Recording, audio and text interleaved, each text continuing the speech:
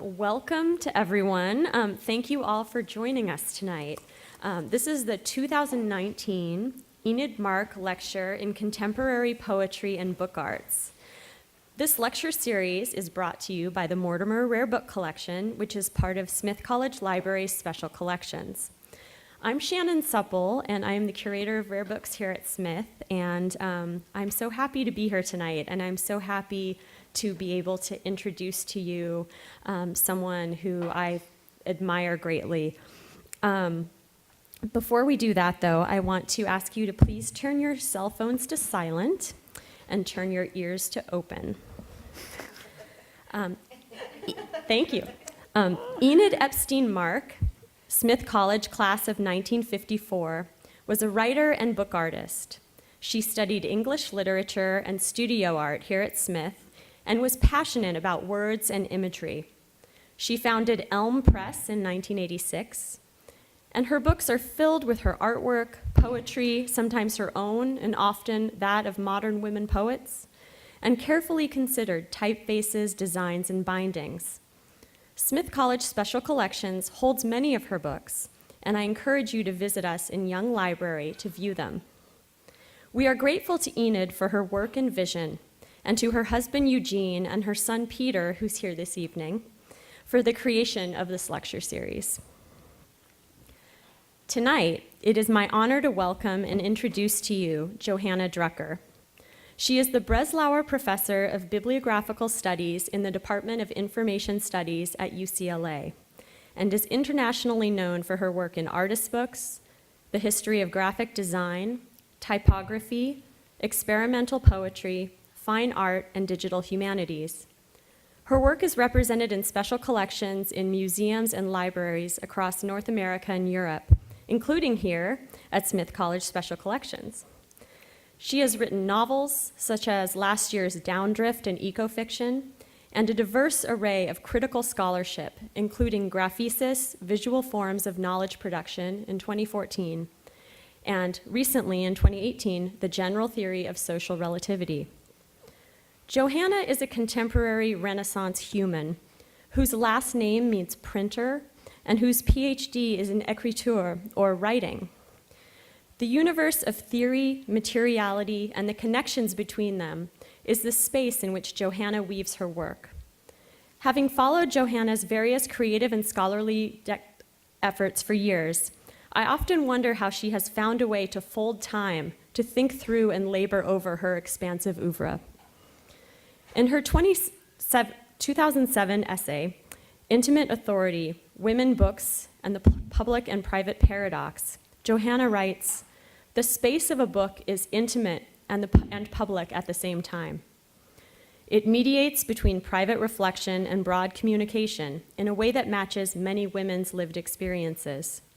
She continues by noting that the activities of book arts connect to the traditionally sanctioned women's pursuits of keeping diaries, sewing, fancy needlework, elaborate decorative arts, and the careful preservation of memory. She reminds us that books are inherently optimistic. They express the belief that communication will be received later and elsewhere. What might this tell us about the space and time of an alphabet, the building blocks of communication, the embodied preservation of the memory of lived experience? Tonight, we time travel with Johanna as she considers alphabet historiographies, a study in knowledge production. Please join me in welcoming Johanna Drucker.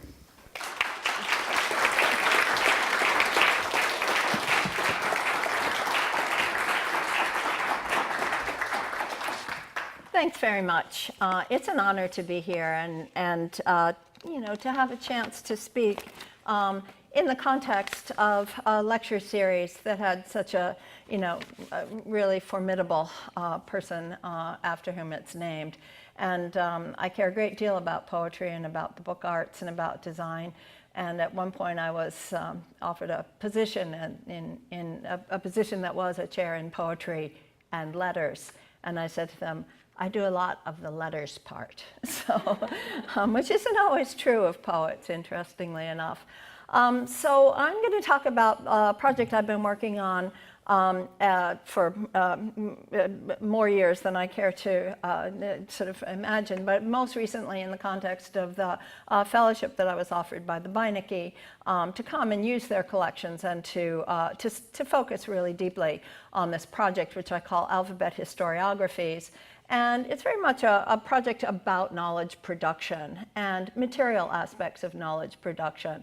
And so the project is framed by a very simple question, which is who knew what, when, about the history of the alphabet? And how did the way that they knew that inform the concept of the alphabet that they sort of worked with? So, I'll be sort of highlighting that aspect of what I call the materiality of sources as I move through the talk, and talking about textual evidence versus graphical evidence versus archaeological and artifactual evidence. And these things are not strictly chronological.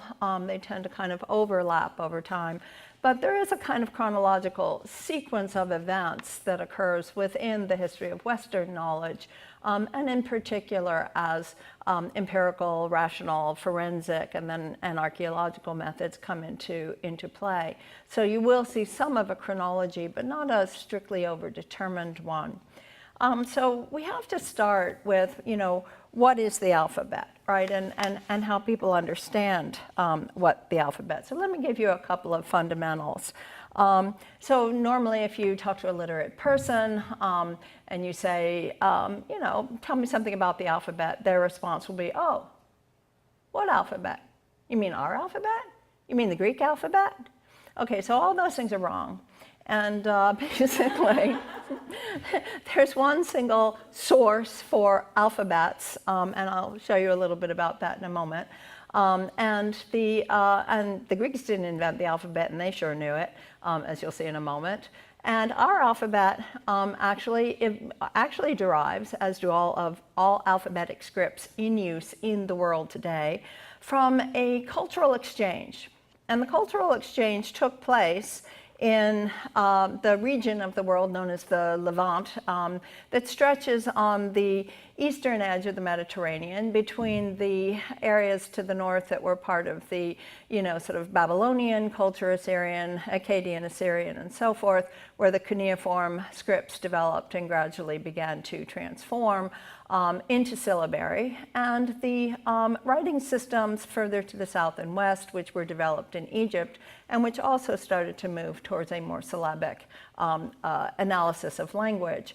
So the issues in the analysis of language that are fundamental to creating the conditions of literacy are complex and profound.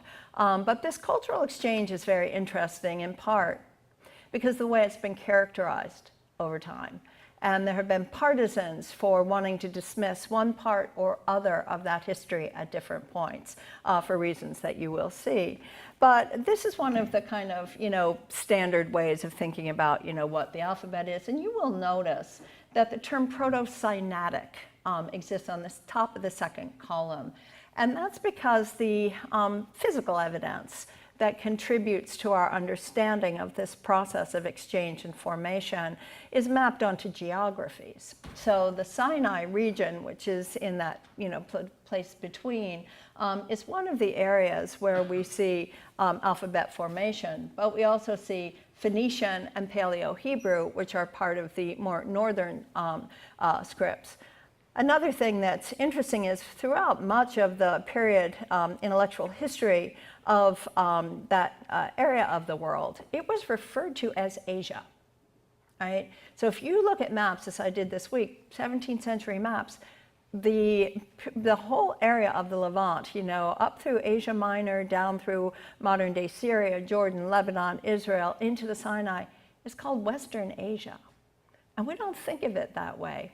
And I think that's also very interesting, and that the language groups that are present in that region, there are some like Sumerian, which is an independent language, but the language groups are all part of an Afro-Asiatic family, of which Semitic is one of the major branches, but Egyptian, Aramaic, Kuthite, and so forth are also part of those language groups. So they are linguistically related to each other.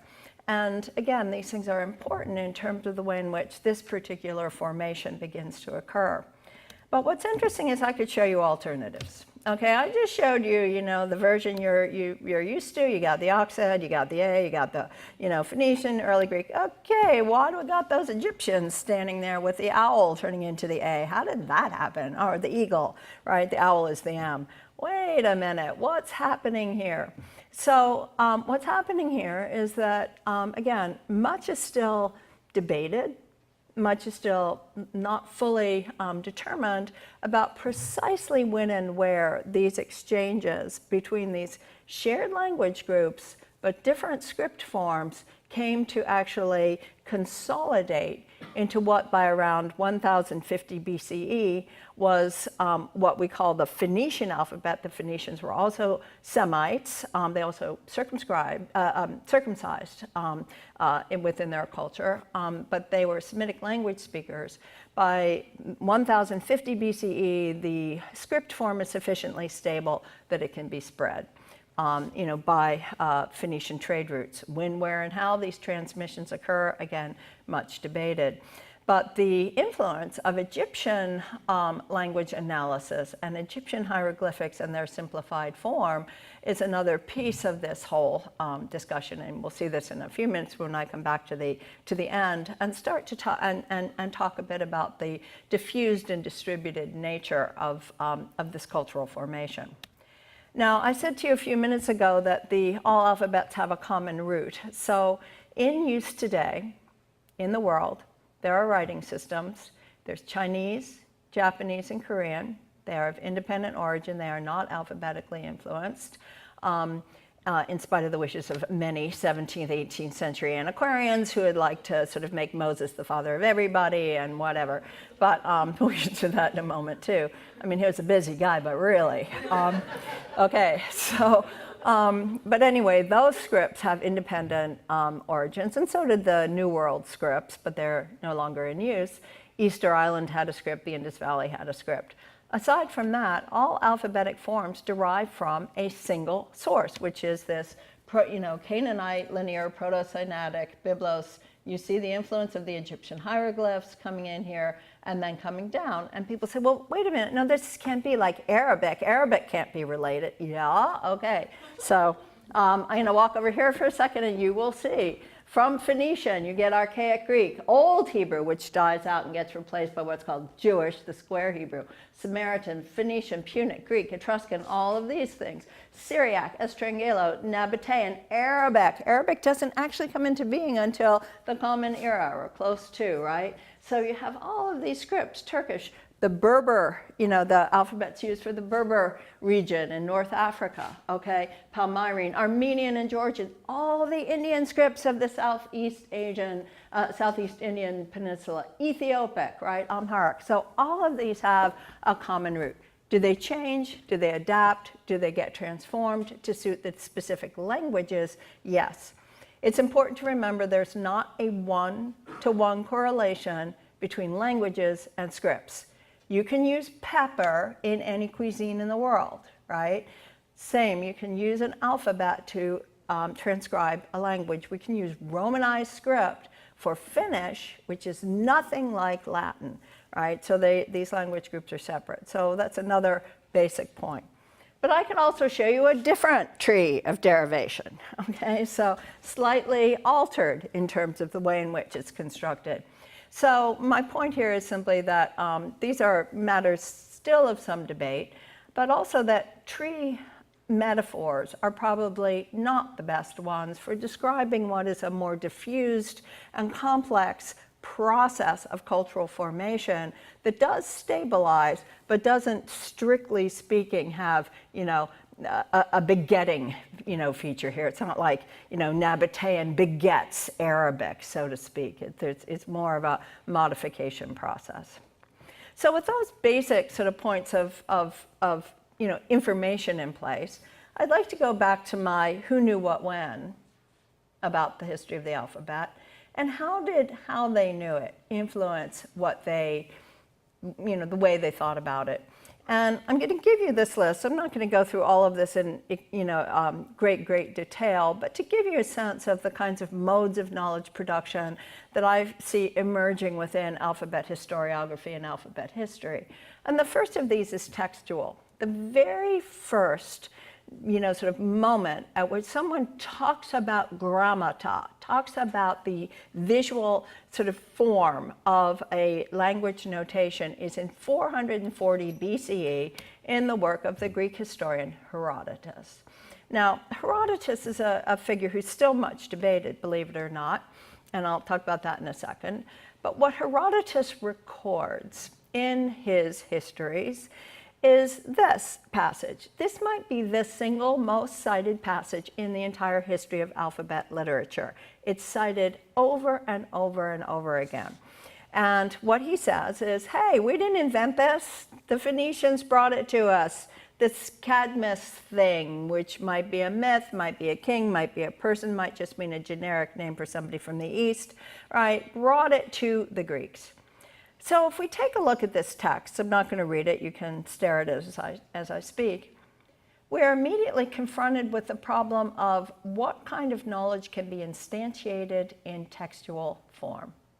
And the reason why this passage gets debated over and over again is, number one, a text can be transmitted. The texts of Herodotus are relatively stable by the 10th century. Okay, so this text does not go through a lot of modifications, not a lot of variants. But a text cannot instantiate a script. We do not know what script he was referencing. What did it look like? How close to the Phoenician originals was it? What direction did it go in? Was it boustrophodon? Was it, right? We don't know. It does not instantiate a script, it references it. A text only references a graphic object.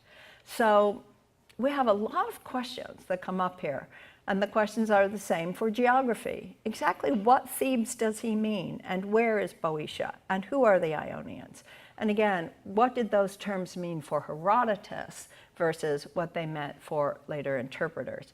So the referential quality of script leaves many questions open to debate. The way we, tend to think of this is kind of like this. You got your kind of Phoenician air route, coming out there, on the boats. And, as if the alphabet is a kind of set of printing blocks that you just bring over to Greece and you spread them around and everybody gets a copy of the alphabet. Well, of course, it doesn't work that way. And now there are many thoughts that perhaps the site of transmission of the alphabet to Greek-speaking peoples took place either on this coast here or someplace in Asia Minor, that it would have required a much more stable and long-term process of cultural exchange. Anyway, as I said to you, the Herodotus passage is used frequently, and all of its particulars are discussed in great detail. When Lillian Jeffrey, who was probably the most substantive Greek paleographer of the 20th century, published this book, you can't tell it from the slide, but it's an upper body workout, okay? So when this book when she put this book together in 1961, and again, Oxford, Clarendon, we are talking, the gold standard for classicists.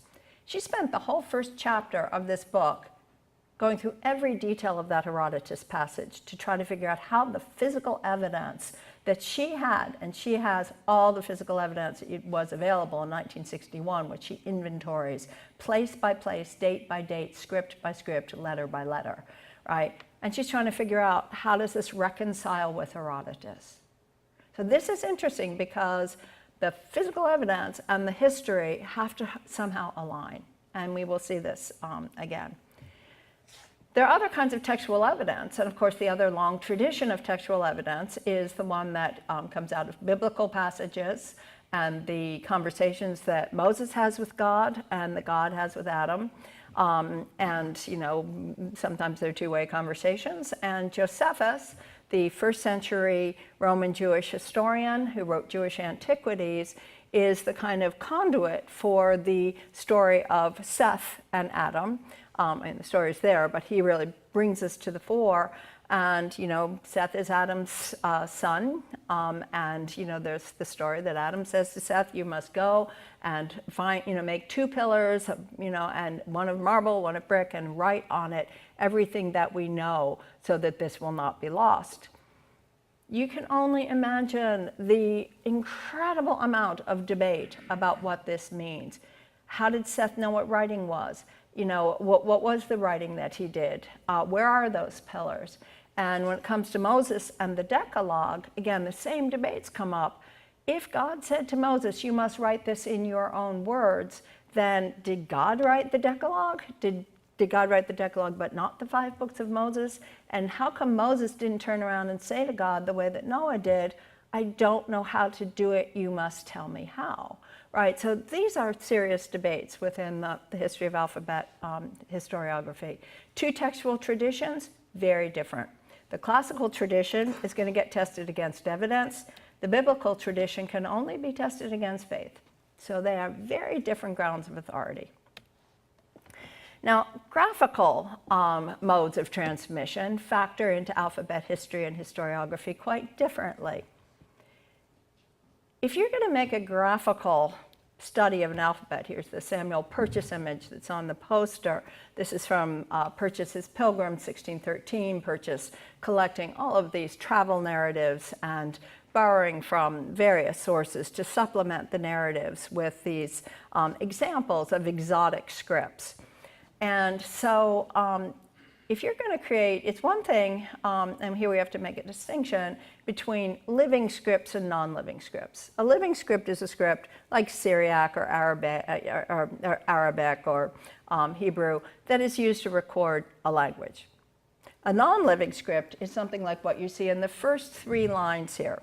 These are magic alphabets. They're celestial alphabets. They have a long pedigree. Their pedigree reaches back into sometime in the Middle Ages, actually, even before Christian Kabbalah and before Jewish Kabbalah, these celestial forms seem to have existed. And they're associated with various angels, and the angelology of the early centuries of the Common Era lists the name of the angels. And so, again, these things have long pedigrees. But the scripts are never used for texts.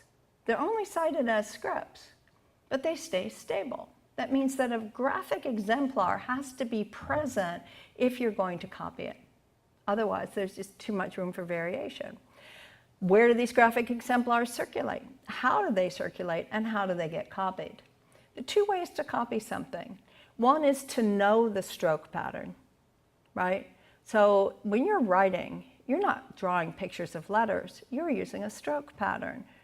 But if you are encountering an unfamiliar letter form, which I would wager for most of you those are unfamiliar, you must draw them like pictures, right? They have to be drawn. So copying, again, involves very different kinds of information analysis. But these things come forward, and again, I could go through others of these, into, believe it or not, the 18th century. In 1799, Edmund Fry, London punch cutter printer, creates this book called Pantographia. It is a compendium of all known scripts, right? Accurate copies of all the known alphabets in the world. He cuts punches for these to make samples, right? There are 300 of these in here. And some of them, like Armenian, are for living languages, and others, like these Chaldeans, right? This was the character brought from heaven by the angel Raphael, by whom it was communicated to Adam, who used it in composing psalms after his expulsion from the terrestrial paradise. We could do a textual analysis of that passage, okay? Because I don't remember that Adam wrote psalms, and why he, why didn't he do it when he was in paradise? So there's a lot to talk about here. But the point is that this particular script gets passed on until the 18th century, where it shows up in Edmund Fry. And I could show you exemplars of this that Anyway, go back to Trithemius and, the beginning of the 16th century. The pedigree on some of these alphabets and their lineage gets a little vague in the period before that. Again, here's a character that is said to have been used by Noah. It's actually very close to Phoenician. All right, so these things get passed forward. Here's this celestial alphabet. Again, the little sigil mark at the end of each arm, which is the star, right? These are supposed to be letters that were copied from the configurations in the heavens of the stars. And because they come from the stars, they are written by God himself, right? So again, the authority of these scripts is also really interesting, but copying had to take place.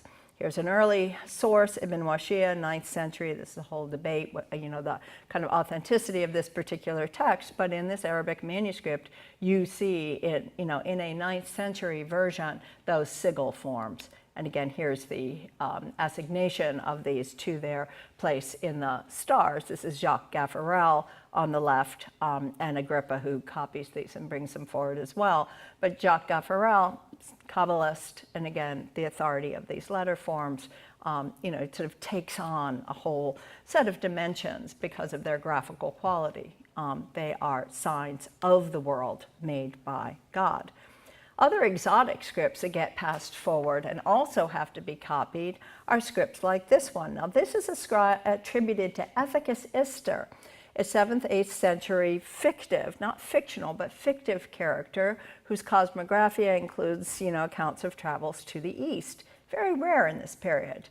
And an alphabet named for Ethicus Ister shows up here on the left. And it shows up, it's kind of hard to see, but if you look down here, the Ister is at the top, and you'll see this form and that form, and the sort of T with a loop on it, and the crossed, letters again.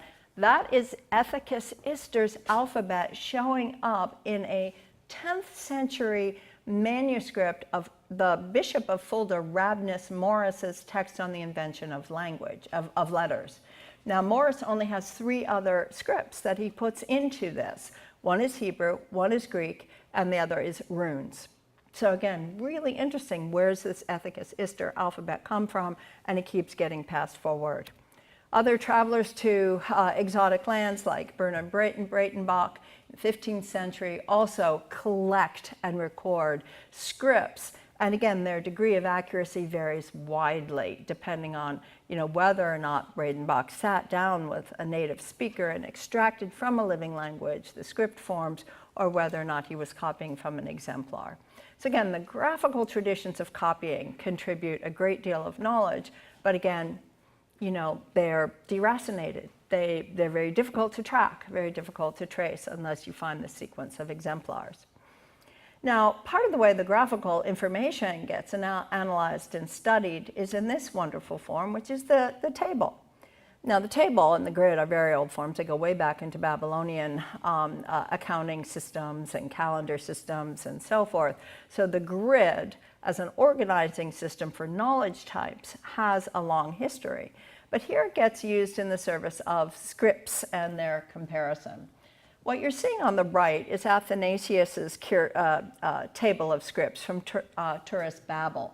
And if you look at it, you'll see, the Latin, and then you see the Hebrew and the Old Hebrew, and then you see the celestial script, right, which is attributed here to Abraham, and so on and so forth, right? And so you see these different scripts. The table is a powerful rhetorical argument. It says, read across the rows, these things are the same. So it is making an assertion based on graphicality that there is a kind of history of derivation.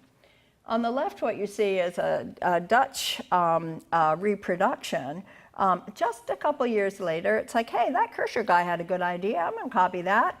And I'm going to kind of change the labels into Dutch, and I'm going to put it into a scene, right? I'm going to really narrativize this history. It's fantastic, right? This is Sunday school Bible history that you're looking at, right? But it's exactly the same table, but it's been put into a different framework. Really interesting. Now these tables get bonkers. They get so bonkers and enormous, right? And what's interesting is this is actually Edward Bernard, a much cited and much used table from 1689. Now, Bernard's not having any of this magic alphabet stuff. Every script in his table is a living language script. Okay, so again, it's interesting to watch when that magical alphabet sensibility starts to divide from the rational study of language. Another one of these magnificent things. I mean, this is, German linguists and paleographers in the 19th century were thorough. Let's just say thorough. And again, how much data did they have? Everything they had, they were trying to really work with. So this actually says where the monument was or the artifact was from which this particular script form is copied and so forth. Because the question of alphabet origin is steeped in cultural debate, and there's a fair amount at stake in it. Now, the study of scripts starts to be connected in the 16th and 17th century to artifacts. This is huge, all right? Up until this point, and these are late, remember, this is 19th century, this is 17th century, these are 17th century, all right? So, and those are mainly either coming out of these compendia of magical alphabets or coming from living languages. But the idea that there might be artifacts, that there might be physical, pieces of evidence from the biblical past in particular, drives antiquarian investigation. Bernard de Montfaucon, whose Antiquity Explained is one of the great monuments of antiquarian, that launches antiquarianism in many ways, writes a couple of interesting things in his introduction. You're not looking at Montfaucon here, this is Guillaume Postel. But Montfaucon says two things. One is he says, having evidence in front of you from which you can draw, literally draw, right, changes everything. He said this is direct evidence. This allows us to study the past in a very different way. And the other thing he says is there are no monuments of biblical antiquity. He cannot find them. And Montfaucon has gone to every cabinet of curiosity, every collector, everything he can, do to try to find evidence of biblical history. This is really crucial. So Guillaume Postel, who is a complicated Kabbalist and all kinds of other things, Postel is attributed for being the first person who publishes an image of coins. Now these two coins at the bottom here are Hasmonean coins from the period of Jewish history that's I think around the first century BCE. And he also manages to extract, not from these coins because they do not have all these letters, a script which you see going down the outside of the columns, right? Because you have the Aleph, you have the Hebrew, but on the outside of the columns, you have Samaritan. Samaritan is going to have a huge political role to play in the 16th and 17th centuries, right? But he extracts this Samaritan script. The column next to that is a version of Phoenician. So again, this interest in studying becomes really intense. And here we see the Hebrew and Samaritan scripts. The rediscovery of the Samaritan Pentateuch at the very sort of beginning of the 17th century was monumental, right? Who are the Samaritans? The Samaritans are the Semitic-speaking group that stayed behind in Chaldea when Abraham left and went to Canaan. And so this notion that maybe the Samaritan Pentateuch was older even than the Masoretic texts, which are not so old, or even the Septuagint and so forth, this raised a lot of really intense theological debates. And Jean Morin, considered the father of critical editing, publishes the first bilingual version of the Samaritan Pentateuch in 1631.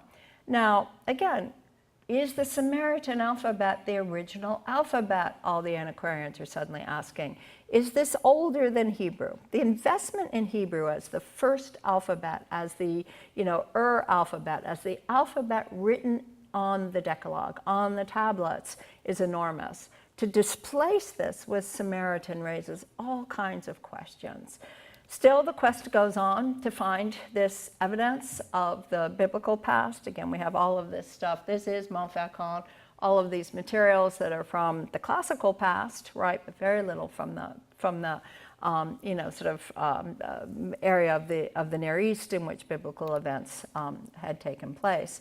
And here we have Edmund Chisel in 1721 with the same, you see some of these coins again and this kind of Paleo-Hebrew form that goes around it. Now again, one of the questions is going to be, what's the language? It's one thing to be able to look at the letter forms, but you can't read it if you don't know the language. Is the language Aramaic? Is the language Hebrew? Is the language, Syriac, Nabatean, right? What's the language? And here we have Chisel really working seriously, 1721, Antiquarian. I have physical evidence. I will analyze it. No more magic alphabets. Okay, we are going to look seriously at this material evidence. So the antiquarians then get their kind of next boost with the advent of archaeology. Again, keep in mind that up until the beginning of the 19th century, the history of the world was only 5,000 years old, right?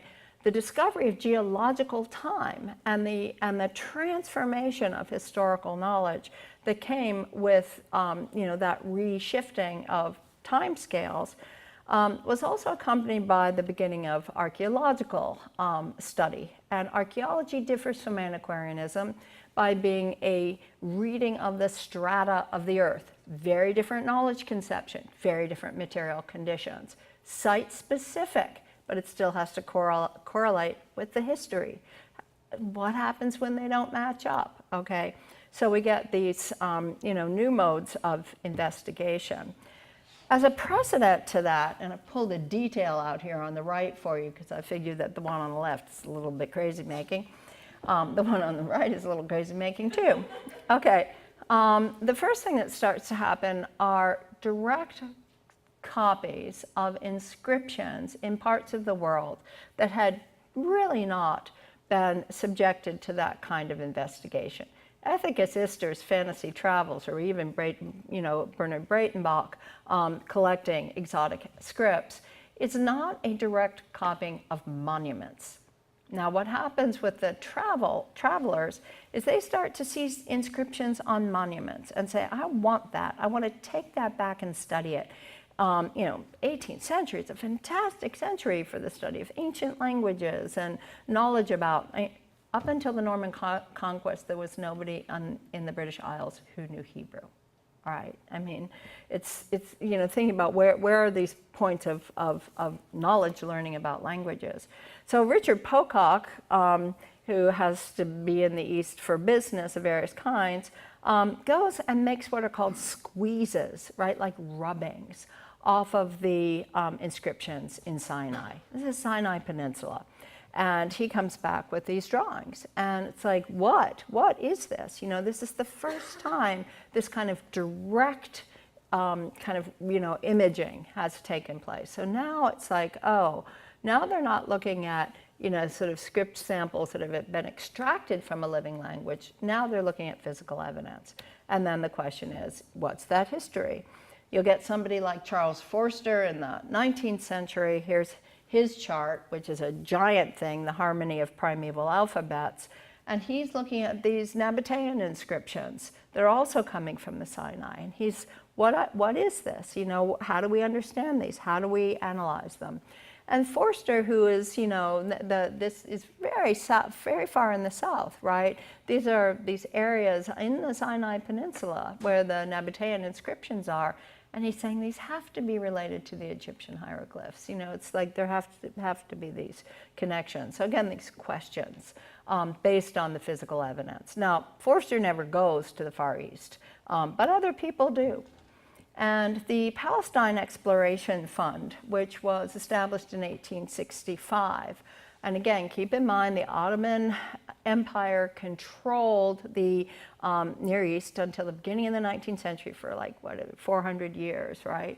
So as the Ottoman Empire crumbles and as the British and the French move into that region for better, for worse, and whatever, and this factors into our story, this engagement of the British with this region results in the mapping of the region for Westerners for the first time.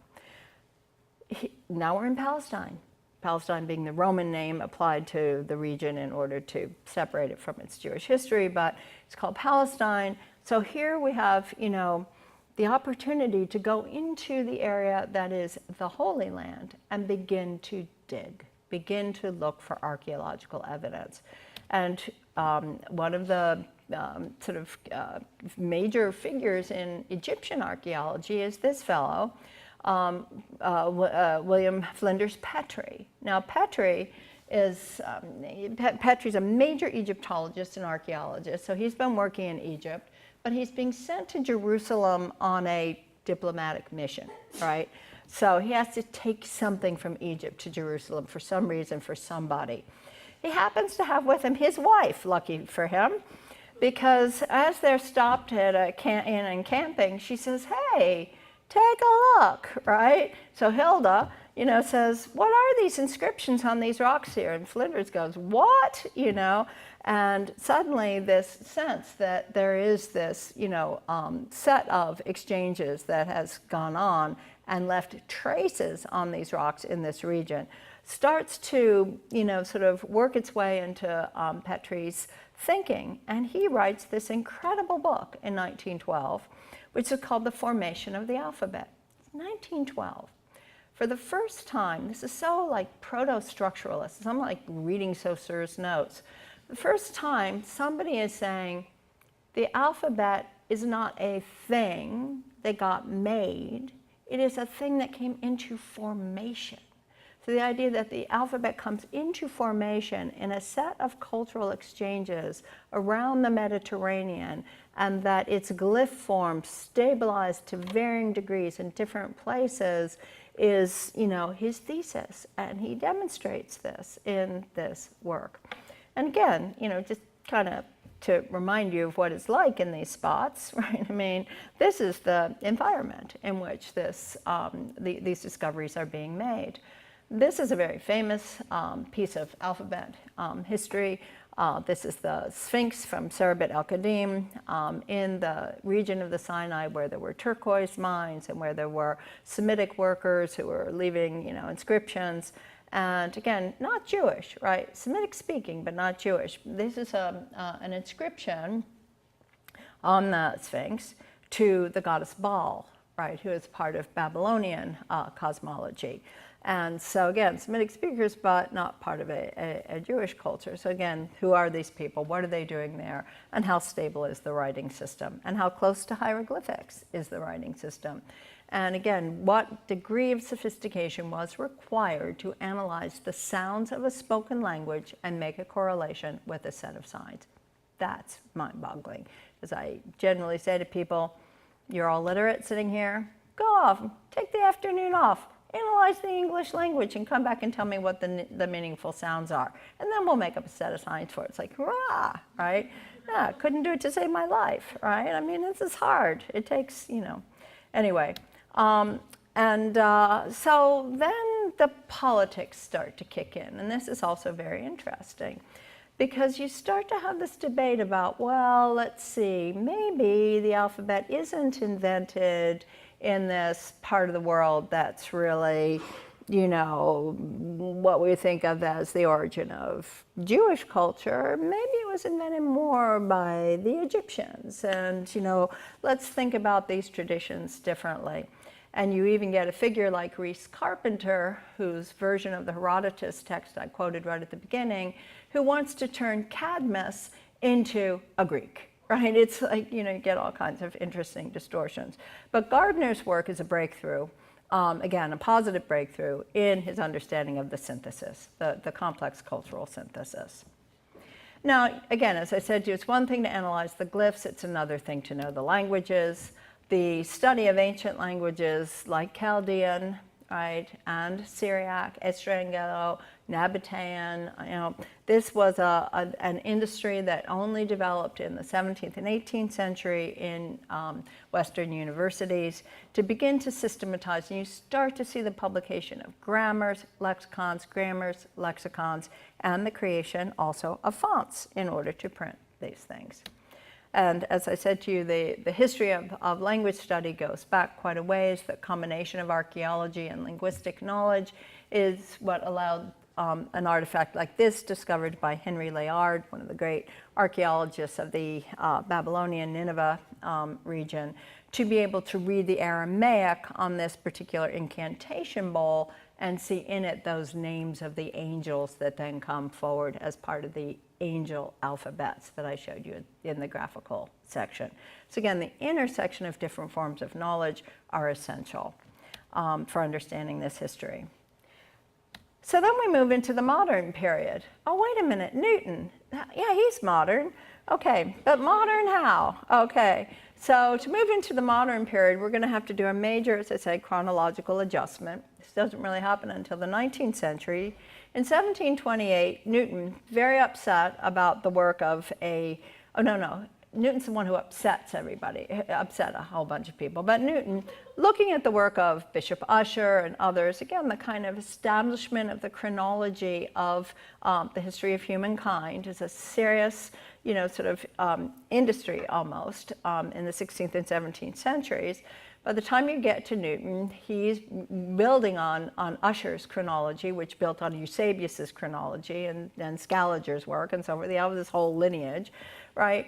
And Newton looks at these chronologies, which are charting literally like every day from creation up until, the birth of Abraham, and then Abraham to Seth, and Seth, everything is charted out.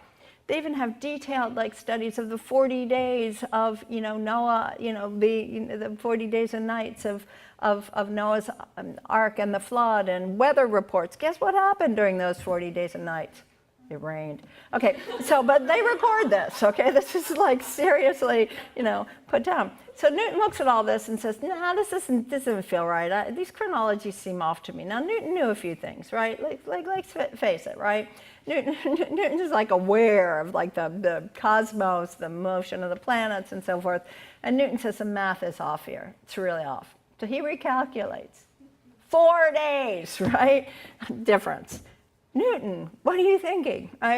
He gets into a huge amount of trouble for this, even for wanting to adjust the 4,484 years or whatever it was at that point to 4 days difference.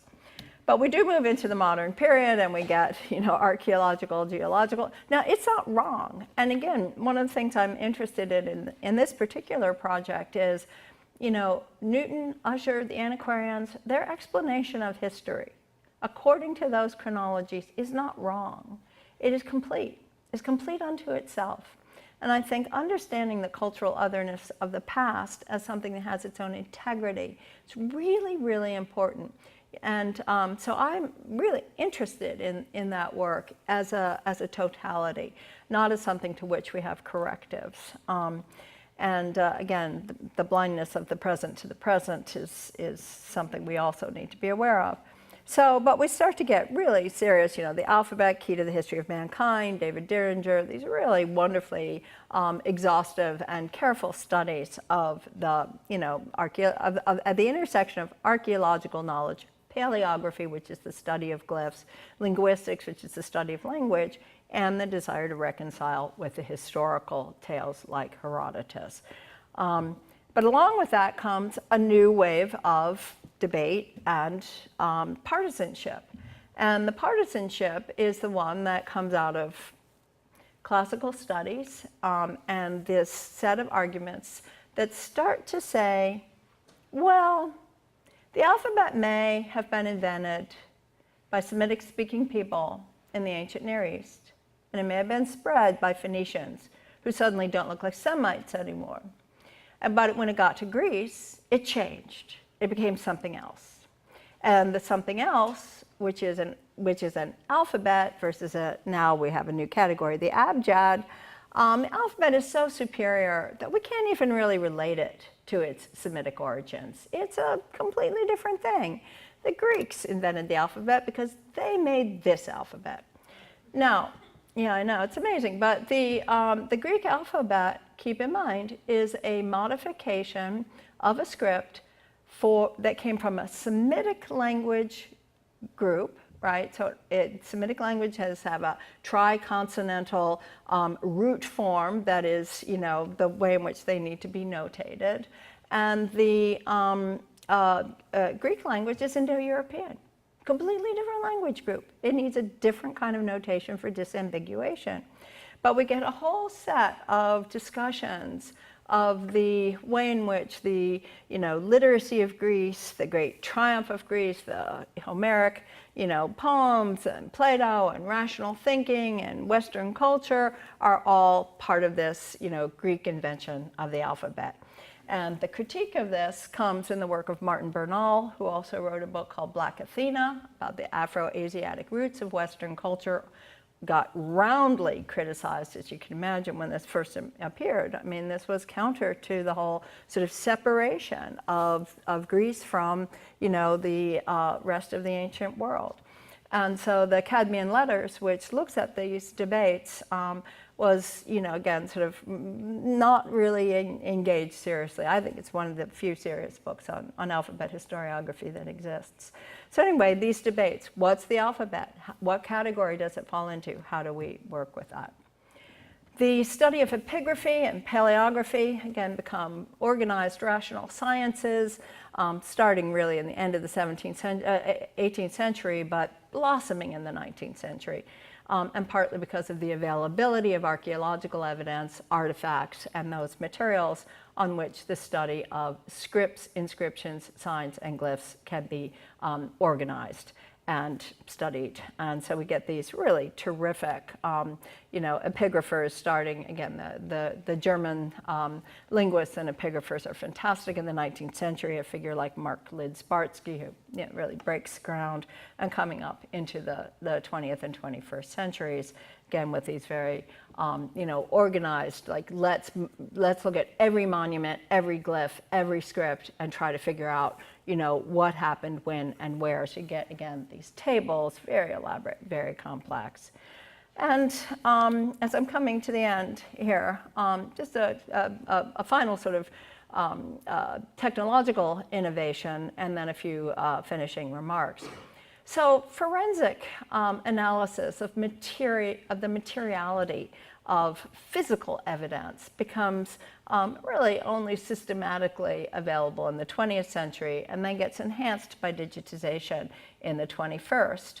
And Bruce Zuckerman at the West Semitic Epigraphy Project has created a technological digital apparatus and process by which he takes materials and subjects them to different kinds of imaging. And each kind of imaging pulls out different features from the evidence. So, magnetic resonant imaging might pick out this, and infrared might pick out that, and, sonic might pick out that. And then digitally aggregates these features in order to pull something into legibility. So he worked with pieces of the Dead Sea Scrolls, and again, keep in mind, we often have things that can't even be unfolded or unrolled, right? To be able to read layer by layer by layer with these imaging technologies and produce results that can be read. So we go from chocolate chip cookie dough, burnt on the left, to a legible piece of evidence, right? Incredible. Again, for looking at the history of languages, the history of biblical texts, as well as the history of scripts. But again, I wouldn't want to privilege that over the work of Herodotus or over the work of, Trithemius. They're different, right? It's not like this solves all the problems, right? It has shortfalls in it as well, right? And ways that, again, it's blind to its own limitations. It's fantastic as it is. So I think when you work on a kind of antiquarian project at this point in historical time, or at least when I do, I mean, it's been fun, but I have to confess I've read about enough antiquarian accounts and debates of whether or not God and Moses had this conversation or that conversation, and what exactly, they did and said and so forth. Sorry, but I think you have to justify the project. I think you have to ask what's at stake in the contemporary world that we live in for thinking about the alphabet. Why, right? Well, let's start with the fact that it is the single oldest continuous method of knowledge production and transmission that we have in existence. I would argue that, celestial maps and grid forms and counting systems are older, but, as a writing system, the alphabet is incredible. But it also undergirds the internet. You may not have noticed when I was showing you this little table, because who has time to read anything on this table, and who could get close enough to it to read anything? But at the very top, it says John C.L. Gibson, 1977, Textbook of Syrian Inscriptions, and this is taken from the site for Unicode. Unicode. Now, why? Well, because one of the interesting things that happens with Unicode is the question of which scripts get Unicode codes attached to them. And if Paleo-Hebrew is going to get its own Unicode, then it has to be distinguished from, Phoenician. But Phoenician got Unicode inscriptions, and now the question is, well, so again, we start to see, a kind of cultural politics at play here. But we also have to recognize that Unicode, it's not universal for programming languages, but it is the code. It is an alphanumeric code itself. This is what Unicode tables look like. Now, this is the Cypriot syllabary, which is not alphabetic, right?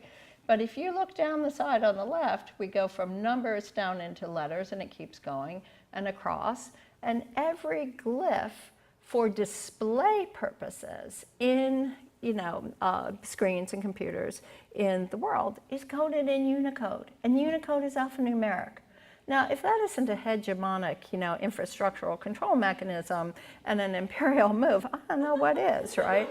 So, I think the alphabet is still something to attend to, and in part because of its disappearance.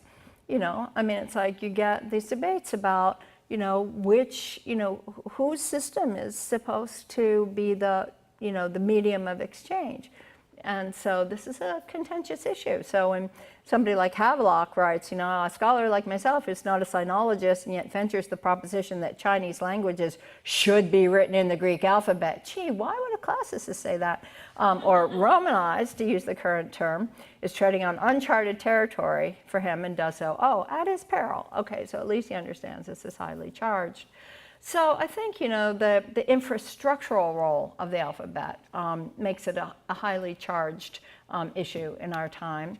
But I also think that, again, there's the whole question of the kind of loss of cultural, sites and cultural artifacts and the destruction of those very parts of the world from which this evidence could be extracted. The wars in Syria, the wars in Iran and Iraq have destroyed an incredible amount of the evidence on which the recovery of this past could take place.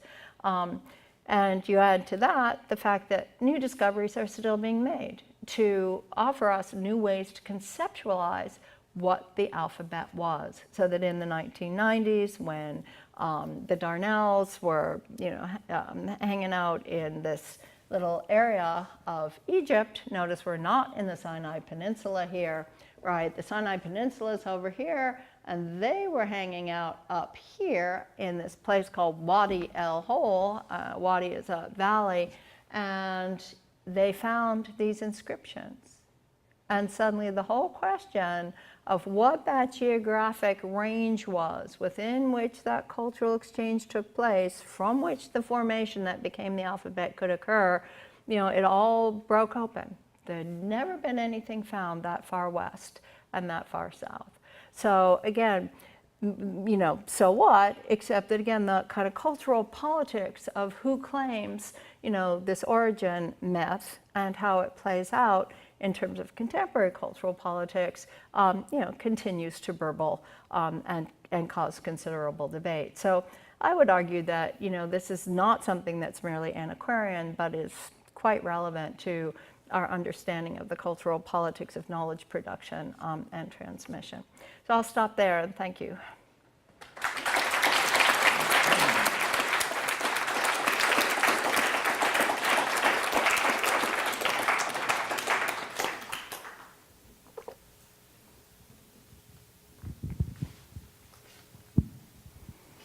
Beth and I will be bringing microphones over to you so we can ask questions. So if you have a question for Johanna, please sort of raise your hand and we will come over to you with these microphones.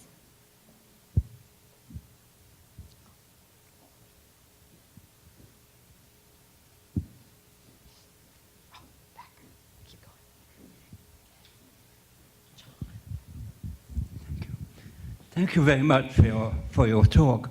I've been working, I'm a classicist, I regret to say. No, it's do all right. not care for the work of Eric Havelock, I must say. I've been working on the Nag Hammadi texts. I don't read Coptic, unfortunately. And I wonder if you could say anything about the effect that they've had on your studies. I'm sorry, I didn't catch what the Nag Hammadi texts, all the bits that were left out of the Bible and were put in this jar in Egypt and discovered, I think, in 1945, I think that was the date. And a lot of them were published fairly recently, and I've been working on them in translation since I don't read Coptic. But I wondered if there were anything to do with the alphabet in those texts. Well, the Coptic script is a relatively late innovation, as you know. I mean, it's it is so it's not part of the kind of origin story of the alphabet. It's a later adaptation, so again, it's interesting, but it doesn't play a part in that origin story. I don't know, how old are those texts? What's the date of them? Most of them are late 2nd and early 3rd century AD, CE, I should say. Yeah.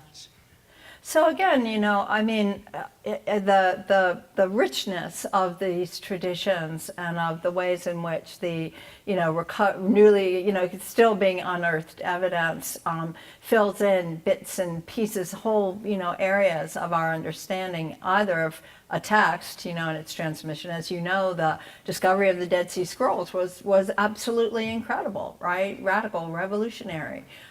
Because of the early date of a number of those, pieces of evidence. So they are the oldest existing pieces of Bible.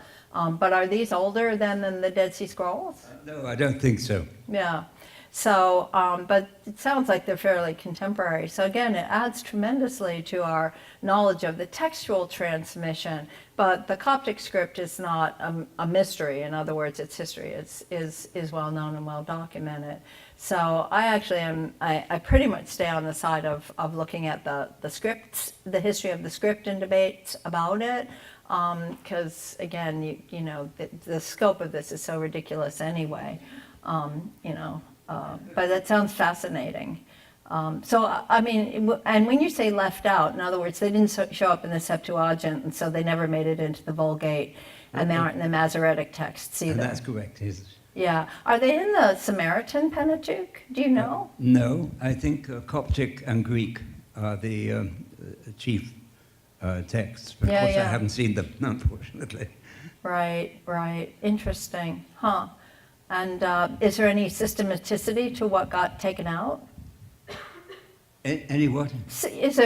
Can you see a pattern in the things that got taken out? Not really. Okay, I'm just curious, And Right. I mean, I think we can see a pattern in what got redacted in the news we saw today, right? So I'm wondering if the redaction in that period had any motivation to it. So. Most of the best work was done in Germany. As you might expect. Yeah, no, again, for linguistics, philology, epigraphy, paleography, I mean, the Germans from the 18th and 19th century are just, incredible. So it's really fantastic. I mean, every British person who has any money and any spare time becomes an antiquarian. So the antiquarian industry is quite elaborate. I have a question. I've been doing some research on the history of Braille and kind of prehistory of Braille. Yeah. And one of the arguments that I've run across like in the 19th century, Americans who were not interested in adopting Braille, but developing their own scripts, tactile reading systems that resembled English letters, was that Braille was too arbitrary. It was sort of an arbitrary code. And I wonder what your take on thinking about alphabet formation. And the thing that confuses me about that argument is that I think of as the print alphabet as arbitrary too, and I wonder what your take on the arbitrariness of alphabet formation. Yeah, you know, again, the idea that the alphabet, that the ox, you know, and the house and so forth, it's this acrophonic principle. It's not a pictorial principle, right? It's like, you know, you have a schematic form and you want to give it a name that you can remember, and then, you know, a word that begins with, you know, something then becomes attached to that schematic. Sure, it's something like an ox, and yeah, it had, you know, some relation to an ox, but they're schematic, right?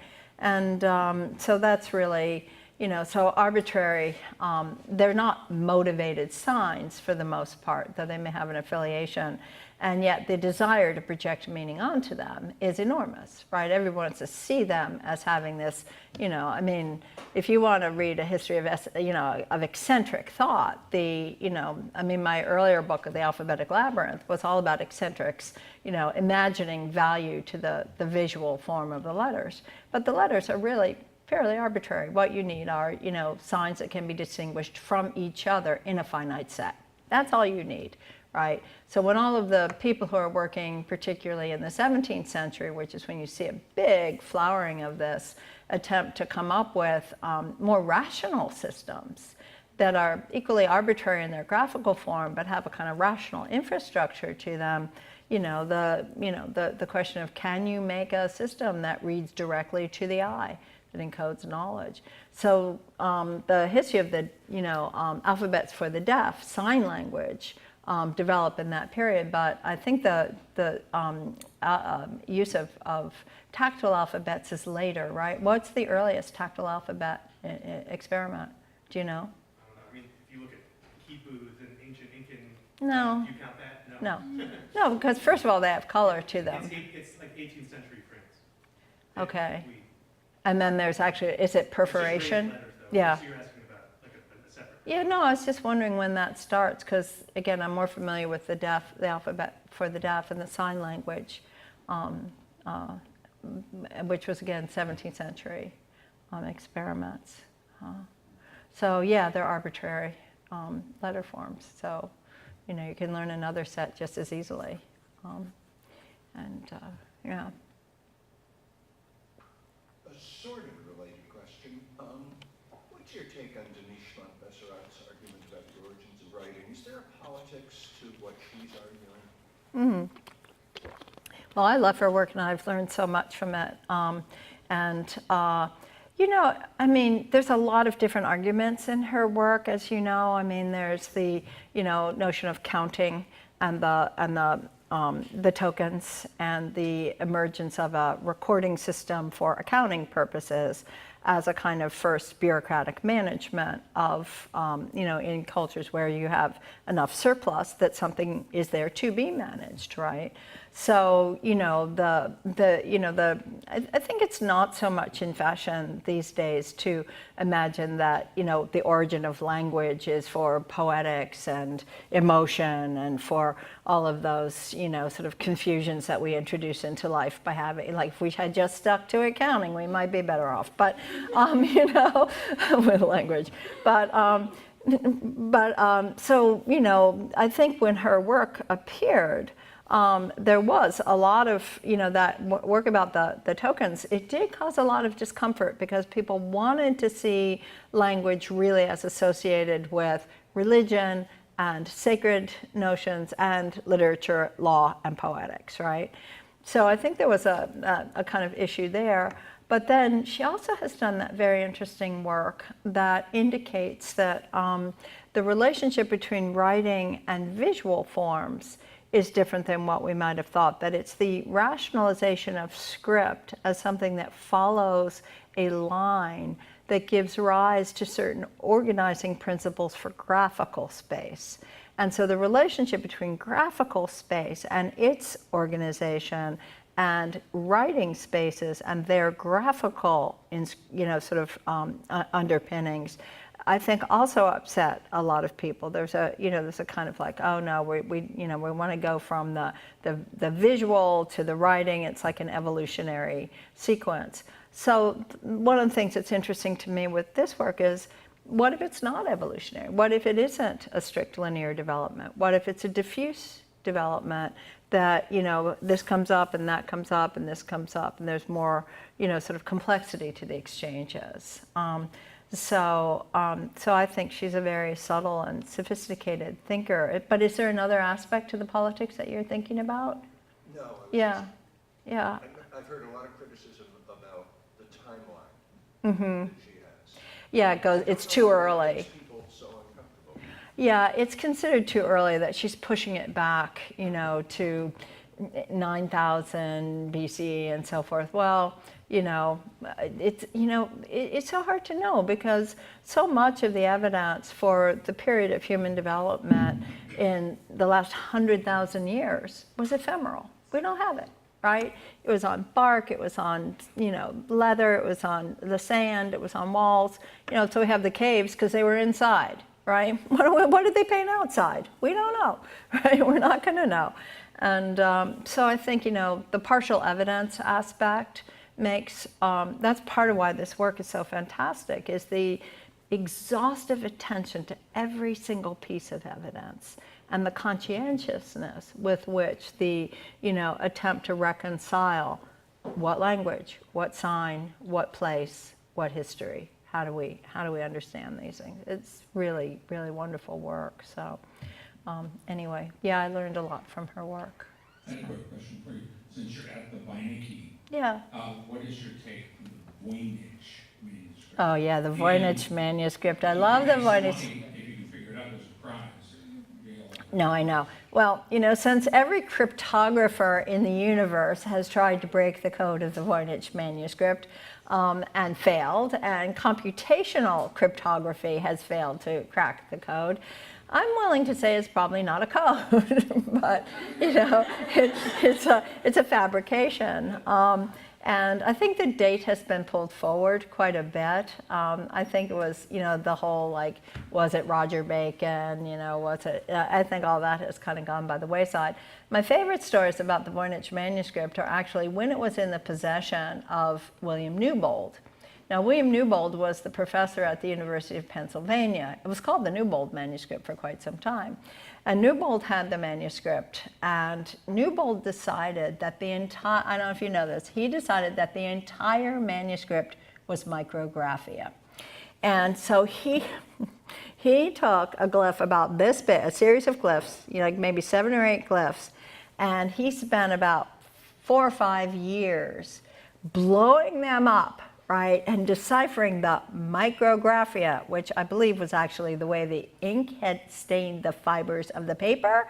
And he came up with, a kind of reading of this particular bit. Now, I like that story because it seems to me that it's a kind of, it's a wonderful tale of obsessive hermeneutics, right? And I'm all in favor, right, of obsessive hermeneutics. And so I think, analyzing the ink patterns on the fiber of the paper is a great way to go. But, those girls and the sperms and the whole, cosmology of the Voynich manuscript, the script itself looks very much similar. If I was going to locate it geographically, it really has the look of the Glagolitic and the Old Church Slavonic and so forth. It's square in that way and has a lot of the same patterns in it. So it looks to me like a fancy that was created by somebody for possibly by commission, in order to delight them, right? And, what's not delightful about naked virgins cavorting with bowls of sperm? I mean, what could be better, So, yeah. Thank you for coming here. I just wanted to introduce myself. I'm Peter Mark, son of Jean and Enid Mark. Oh, And I wanted to give really thank you. Thanks to you for a delightful and fascinating talk. Thanks to all the organizers of this talk. It's been really wonderful to see how this is put together. And thanks to all of you for coming. I think my father established this annual lecture as a kind of an act of faith and love, and an idea of fostering a communication and dialogue, conversation between practitioners and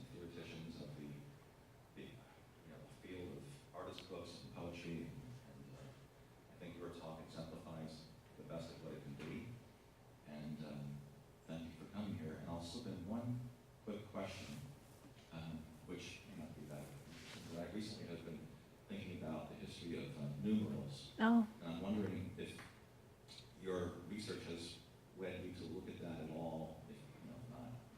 But in particular, have you seen any notations for zero? There's a wonderful book about zero and its invention by the, in India. So, so zero is such a fantastic conceptual, entity. And the idea of reifying, the placeholder for nothing so that it functions as something. It's just, there are certain conceptual leaps within the intellectual development of humankind that really do, startle me. And that's one, the zero. But of course, they're Arabic numerals, and, they come in from the Arabic, mathematicians. And the zero comes from India. The cultural exchanges with India are much richer in the period of classical antiquity than is fully accounted for. There's a very nice book that was a 19th century book called India into Greece. And again, some of this is fancy, but some of it is really, documented. The numerals are something, independent in their development. They don't develop alongside the script, the alphabetic script. But that said, the role of the letters as numbers, right, as having numerical value, is intrinsic to them and attributed to them almost certainly since antiquity, not necessarily in the, period of the Phoenician, and Semitic development. But, in antiquity, they start to take on those qualities. And so looking at scripts and their number values is another, thing that I find in the literature. It's not something I'm looking at systematically, but it's there. Did you have a follow-up comment? You look like you do. I don't really, I'm not a scholar of this area, but a friend of mine passed away a couple years ago, wrote a book about zero called Findings. Yeah, that's the book. Oh. Yeah. Well, I think he makes the case that it came from Southeast Asia more so than India itself. Oh, okay. He tracked down a document, or Okay. a tab of it, called Steely in Cambodia. Wow. Wow. That's fantastic. Inscription on it that contains a notation for zero. I Wow. wasn't sure if Yeah. you might have come across one that came from somewhere else that might have been also. I could make a bad joke about my zero knowledge, but I won't. I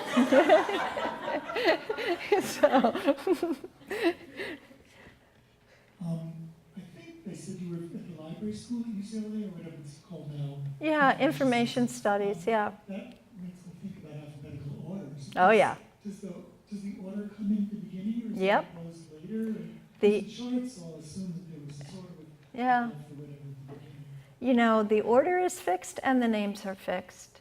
And it's those two features that get passed from script to script to script. So that if you look at the Arabic alphabet and you look at the names of the letters, they're a version of those original Hebrew names. The same, of course, with Greek and with, Armenian. So you can see these, but the sequence is fixed. And of course, some letters come in and some letters go out, depending on the language that's modifying the script form.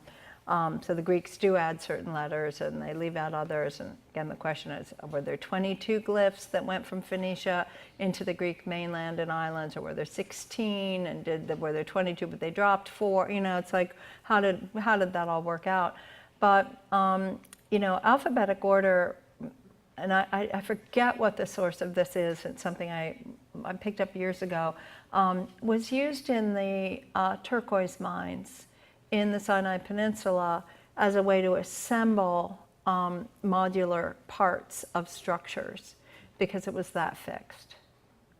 So that's cool, right? I don't understand what that means. So, if you get instructions from IKEA on how to put a chair together, and it's like A goes to B, goes to C. Okay, so the sequence was fixed enough that it'd be like, okay, if that's the, the alpha piece, it goes for the aleph piece, then the beta piece, bet piece, then the gimel piece. So that order could be used to, get people to know how to put something in order, put it together in order in the right way. But, the alphabet gets used for lexicons and dictionaries, and that's one of its earliest uses. So as soon as you start to have dictionaries and lexicons, certainly by the early part of the Common Era, that's the case. But alphabetization is a kind of separate topic, and there's a whole literature on it as well, which a couple of my colleagues are deep inside of. So every time I find that stuff, I send them the information, but I don't read through it. Yeah, putting things in alphabetical order. Yeah. So. Yeah, no, it's a great system. It works. Exactly. Hi. Hi. So, with maps and trees are both visually representing how alphabets are circulating or traveling, are there any visual models that you are encouraged by, or that you think do justice to the way Right. alphabets are moving? Yeah, it's a great question. Okay, so the question is, if trees and maps as visual presentations of historical processes seem not so useful in certain ways or limited in certain ways. I mean, they're still always useful, right, even as reductive representations. But if those as kind of visual models of the historical process are too reductive, what might be alternative models? And it's a really important question on many levels, because I think, historical processes are not linear, right? They are stochastic, which means that they unfold in time, in our human experience, but they don't have a fixed, outcome from the beginning. And so there are many conditions and factors and things that come into play. So to me, a kind of topographic model, the notion of a field, right, in which things are, emerging, changing, interacting with each other. So if you just sort of think about local interactions are going to transform a script, right? And so it's not like it's going to change, like this. It's going to change more spatially, right? The way dialects occur. Think about accents or regional dialects and regional transformations. So if you think in terms of regions of cultural influence and exchange, rather than of landscapes, right? It changes your sensibility. So I'm sort of in favor of a topographic model, and one that, again, where you have multiple timescales happening simultaneously. So you might have a period of very heated cultural transformation in one zone, and then, again, think about the English language, and there are pockets of English language in remote communities that have, kept expressions and vocabularies intact because they don't come into contact. Right, so it seems like we just need more complexity in the models and more subtlety. So think about how we're using the maps, right? And the trees just need not to have that kind of overdetermined, begatness to them, right? So, that would be my sense, right? So the topographic model is my current favorite mode of thinking about it, with multiple nonlinear, with multiple, chronologies, time scales. It's just hard to draw. I think we might go from the topographic model to the gastronomic model. Let's do that. Section. So please join me again in thanking Johanna. Thank you all.